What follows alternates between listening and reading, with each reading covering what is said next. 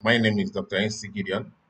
On this mentorship program, we'll be starting with the first module, Introduction to Field Mapping. Under this, we'll be looking at understanding field mapping and what is actually the most important thing, one of the most important aspects of the skills that are required for a geoscientist. And this involves a systematic collection, recording, and interpretation of every observations a geologist or a geoscientist actually makes in the field and how to represent it in spatially. Definitely what we're actually talking right now in terms of we are talking about field mapping now. You need to represent everything in the field the way they are in a map. So there is a way of doing this, and this requires some tools. So on this young training for young professionals and some students, we EMA group and IMSF deem it fit to from time to time give some mentorship training on this. So this is very important that everybody pays their attention to that. Then application to the field mapping can actually be we can actually see this in different areas of geology and mining, environmental engineering studies, agriculture, even urban planning, and so many other things. But the essential tool is actually why we are bringing in the map source. The essential tools for field mapping, which is the GPS and compass, very important. You require your topographic, you require your geologic map, you require kilometer, and you require measuring tape and rulers. So this is the most essential things we require. Then looking at the software tools, which we're in a digital world now, you must understand that whatever you're doing in terms of field mapping, you must know how to use it's the basic tools. You have to know how to combine your maps, so the Google Earth and ArcGIS. If you're able to deal with these three, combining all of them, each one has what it does, and that will be very excellent for you to be able to present every data in the right format that is actually required. So that's why we want to introduce you to the first one, which is the map source. In this first module, we'll be looking at the map source for location assessment and GPS data management. Now, let's look at the interface and make introduction to this map source. That if we're looking at the map source is actually if you look at it, is it's actually it's a Garmin software. If you are buying a brand new handheld GPS, this is used definitely for you to interface within your GPS data and your and whatever you have um, your system. So it's easier for you to actually download all your data to this application. You can actually use it. So the Garmin MapSource provides you with the geographic data that can actually be viewed on your PCs, and this actually can be added to a base map of your compatible Garmin GPS device. You can also make your maps in another application and transfer them into your GPS using this application. So you can transfer any kind of saved waypoint. You can create and view. You can actually find items. I can actually find addresses and points, and also areas of interest.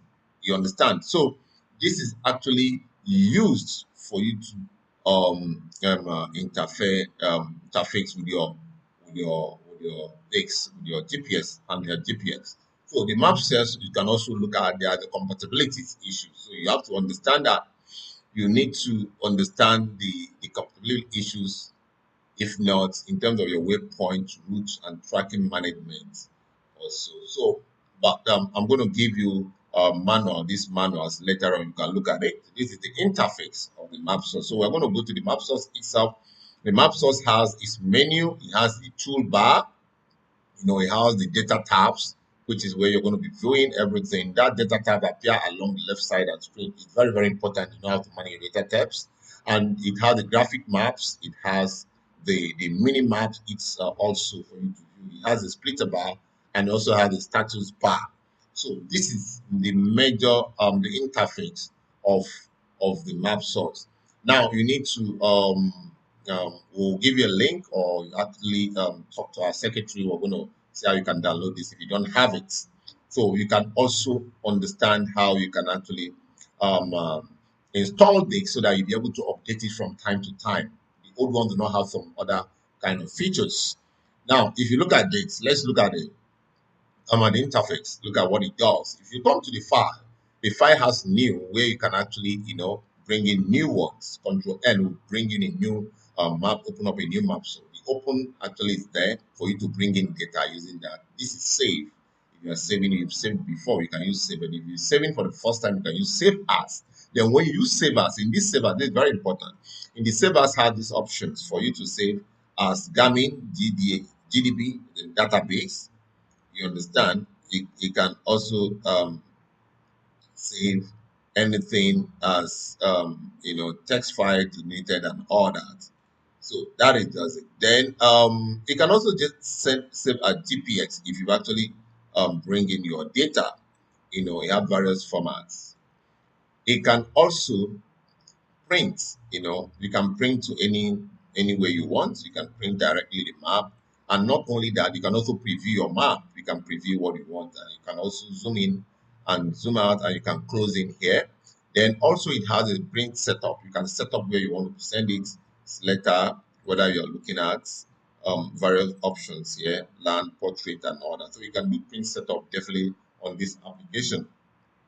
Or you can send directly to email and all that. You can say this is actually showing you where you've actually parts can actually show up here. So that is just it. Then if you look at it, it has a date. Under edit, you can have your do and your redo, which also goes with the same control Z, control Y, control S, control C, control V, and you can also delete item. This is normal window keys it uses here. The new waypoint is also here. You can actually add a new waypoint to any place. If I add this new waypoint, with this new waypoint, also you can save it with any kind of symbols you want. You can also categorize it if you want it to be in a category of one, category of two. So you can actually develop a waypoint based on this. If you are doing that here on this interface, if you say, okay, now the waypoint will appear here as waypoint one. You can see we have a waypoint one here, mean that the waypoint, if I want to create another waypoint, for example, I want to create another waypoint here and I click here, I can right click and say new waypoint.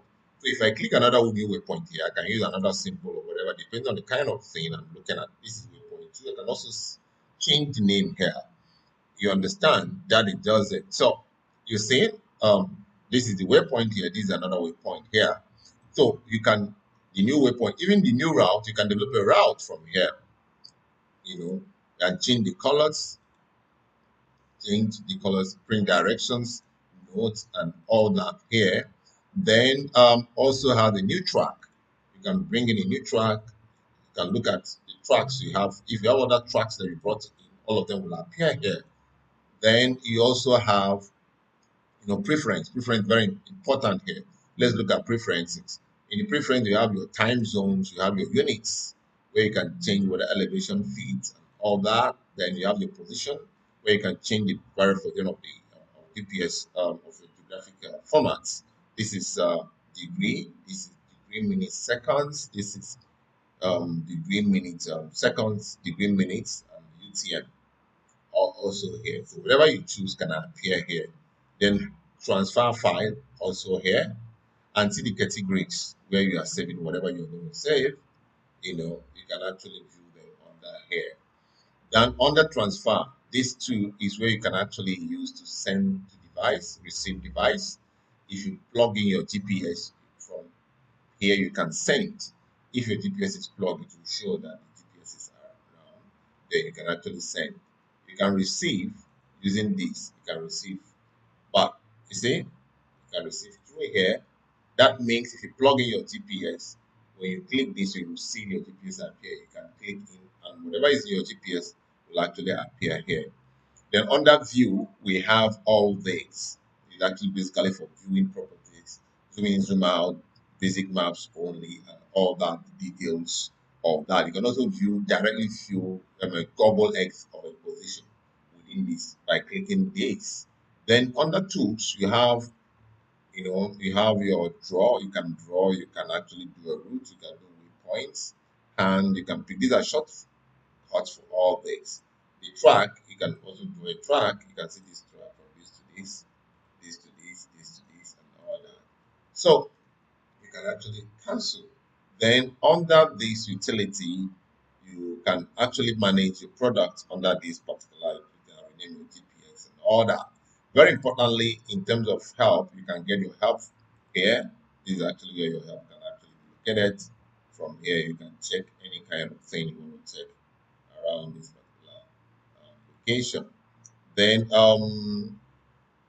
very important here is checking this for software. About this, you can check this is 6.16.3. So this is one of the latest I've just updated right now. You can actually look at it to know to know the version you're actually using. If you're using 6.16.3, possibly you are up to date. If you're using something less than that, you need to update that. Then if you look at this, you can check for updates always here. You see there is no software update currently available for MapSource. Now it means that I have the latest update. That's why it's actually showing this. If I don't have the latest update, definitely it will update if you have the right link. So that is actually a brief of that. And remember that wherever all things that are actually here are just so you can actually bring them. You can actually bring them here. You see, I can actually put anything here or remove. Find. I can put find. I can right click put edit here. I can right click, show all toolbars. You can show all. You can say hide all toolbars and all that. So it will actually show it. Then and that is just the brief interface of of the map source. So for now we can actually stop here. Then in the next video we'll start working with some data as pertaining to the application itself. Thank you. You can actually always put your questions in the comment section so that we can also deal with it. Or in some of subsequent classes, we can also deal with some other practical questions. Thank you.